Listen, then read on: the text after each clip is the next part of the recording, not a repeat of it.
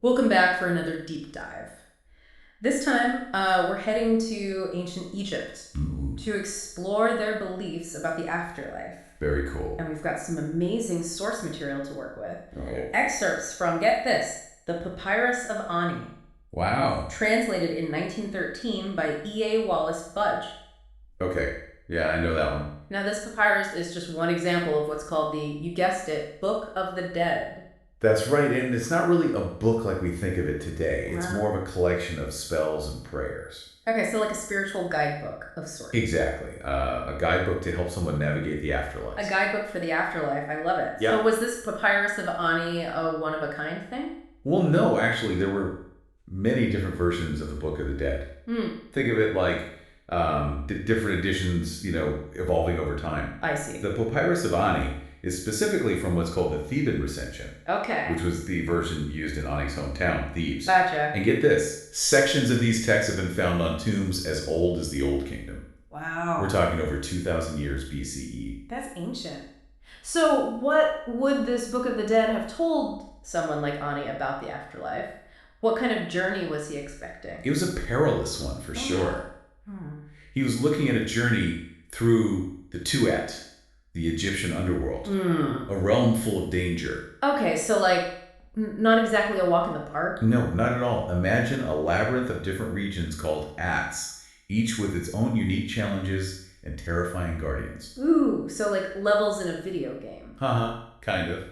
Each one more challenging than the last. So can you paint us a picture of these assets? Like what would Ani have encountered? All right, so picture this. You're in the 5th At. Okay. You're surrounded by spirits with thighs 7 cubits long. 7 cubits. Whoa, how long is a cubit? Over 10 feet. Whoa, that's a lot of leg. It is, and these spirits are feasting on shadows. That's a crazy image. And what about those guardians you mentioned? Oh, they were terrifying, monstrous creatures, Yeah. scorching deserts. Yikes. And even a god in the 9th At who was so fearsome Yeah. that other gods trembled before him. Okay, now I'm starting to get why you need a guidebook for this. Right. So amidst all these terrifying acts, what was the goal? What was Ani trying to reach? The ultimate destination was the Seket Aru, meaning the field of reeds. Okay. Like paradise, an idealized version of Egypt. I like the sound of that. Eternally bountiful and blissful. Sounds amazing. Sign me up. Reaching that meant achieving true immortality. But to get there, Uh-oh. Ani would have to face judgment before Osiris, the king of the underworld. Osiris. Now that's a name you hear a lot when talking about ancient Egypt. Right. What was his role in all of this afterlife stuff? Well, he was the ultimate judge, you see. Okay.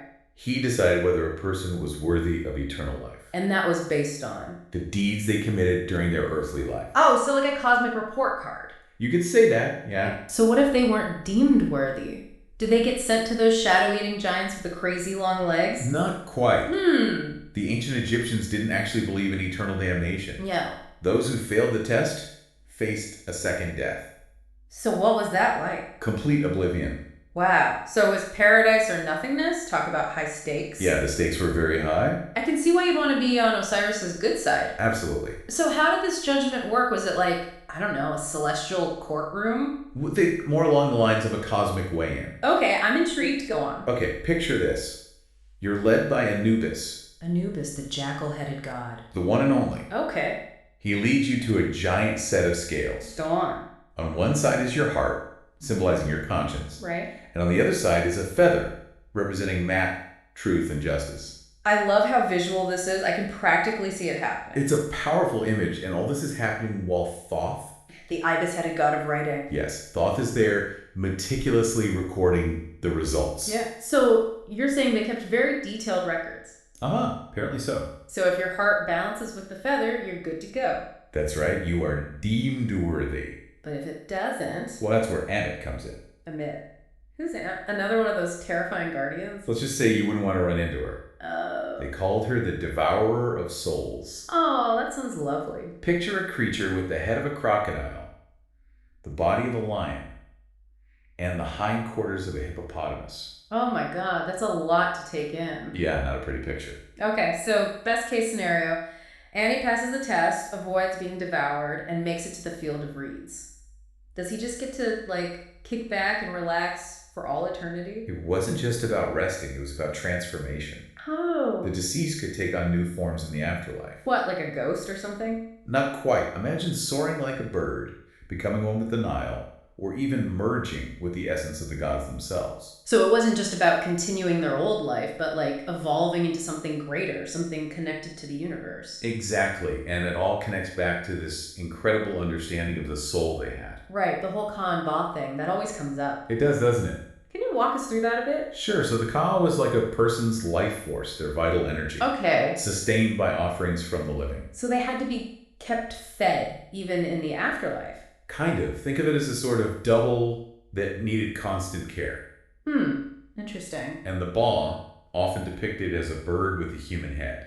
I've seen that. Right, well, that was the part of the soul that could travel between worlds. Okay. Get to flip back and forth between the land of the living and the realm of the dead. So the ball was like their afterlife passport. In a way, yeah. It allowed Annie to navigate the underworld, to face Osiris's judgment, and hopefully reach the field of reeds. So the Ka is tied to the physical, the Ba to the spiritual, and both are essential for navigating the afterlife. Man, this is getting good. It is, isn't it? And we haven't even gotten to the really juicy stuff yet. Oh, now you've got me hooked. Tell me more. Well, you see, it's all about morality. Oh, really? Okay, tell me more about that.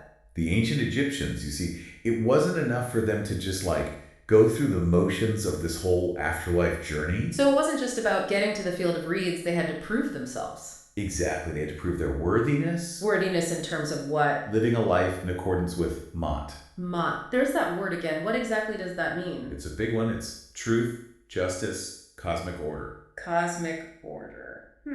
That's a lot to unpack. It really is. Think of Ma'at as the bedrock of their entire belief system.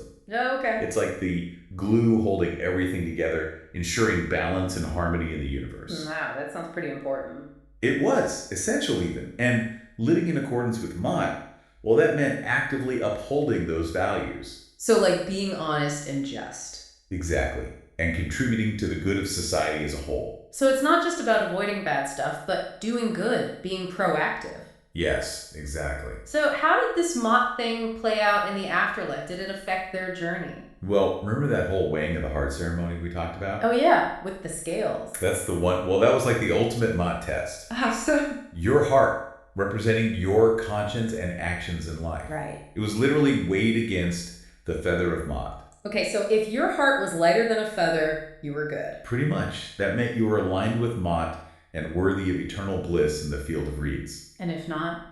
Well, then you got a one-way ticket to meet Amet. The devourer of souls, right. The one and only.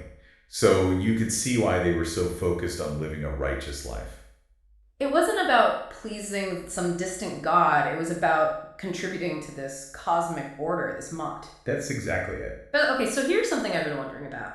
What's When they talk about God, are they talking about one God or many? Was it monotheistic or were there like a bunch of deities? That's the million-dollar question, isn't it? It is. It's been bugging me. And even looking at our source material, it's not totally clear.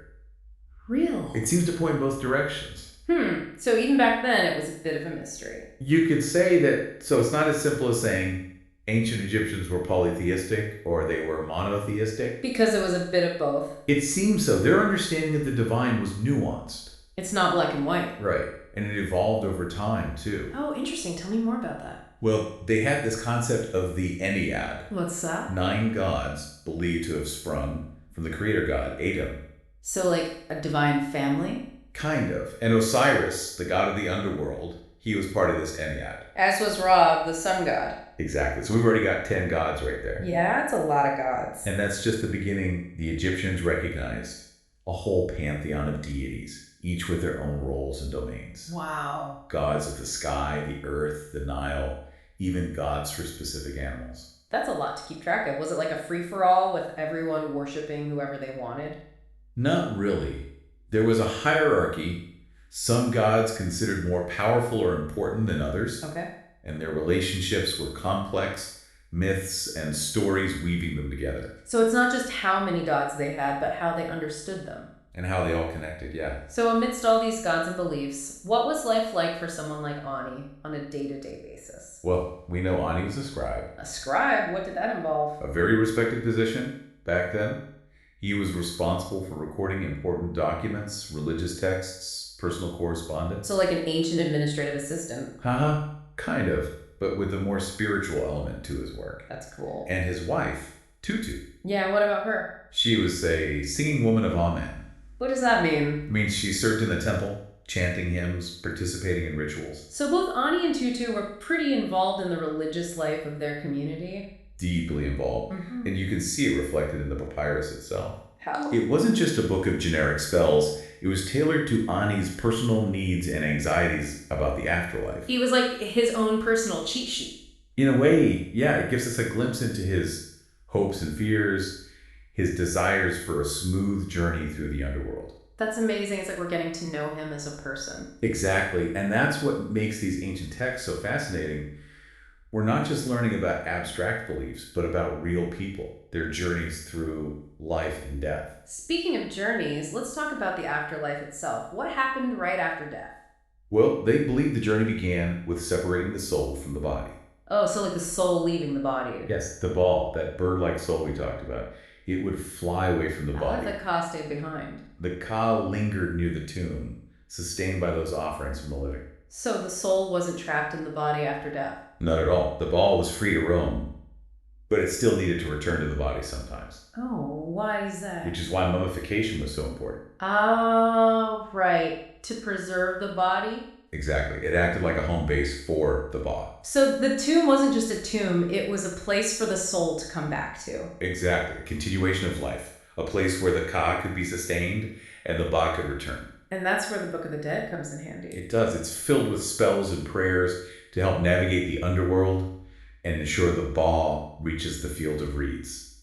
So the Papyrus of Anani, it was like his roadmap to eternal bliss. Exactly. His personalized guide. That's amazing to think about. It really is. It speaks to how deeply personal these beliefs were, woven into every aspect of their lives. From birth to death and beyond. Exactly. But with all this talk about gods and the afterlife, did anyone ever, doubt it? Did anyone question this whole system? That's a great question. And, it really gets to the heart of how they viewed the divine. It makes you wonder if everyone just accepted these ideas without question, right? Yeah, did everyone just blindly follow the rules and believe everything they were told about the gods and the afterlife? Well, it's important to remember that we're talking about a civilization that lasted for thousands of years. Right, so things probably changed over time. Exactly. Their beliefs and practices evolved, and there were definitely periods of, religious upheaval and change. Like when that pharaoh, Akhenaten, tried to introduce a whole new god, the Aten. Right, and change the entire religious structure. Yeah, that was a pretty big shakeup. It was a very dramatic example of a pharaoh trying to, reshape religious beliefs. And it shows that their system wasn't, set in stone. Exactly. It wasn't static or monolithic. There were always different currents of thought. Different ways of understanding the divine. Right, and that makes sense. I mean, even today. Yeah. People within the same religion often have different interpretations of their faith. That's true. So when it comes to the ancient Egyptians and their ideas about the afterlife, would everyone have believed the exact same thing? I think there were definitely common threads, core beliefs that pretty much everyone agreed on. Like the importance of Ma'at, the journey through the underworld, the judgment of Osiris. Right, those seem to be the big ones. They do. But how those concepts were understood and how they were experienced, that probably varied from person to person. So even with this really structured system of beliefs, there was still room for personal interpretation. Oh, absolutely. And that's what makes it so fascinating. It's not just a one-size-fits-all kind of thing. No, not at all. We can look at the Papyrus of Ani and see one individual's understanding of these beliefs, his hopes and fears about the afterlife. It's like a window into his mind. It is, but it's important to remember that's just one perspective. One piece of the puzzle. Exactly, a much larger and more complex puzzle. It's like we're trying to put together this giant jigsaw puzzle, but we only have a few of the pieces. That's a great way to put it, and it reminds us that we need to approach these ancient beliefs with humility.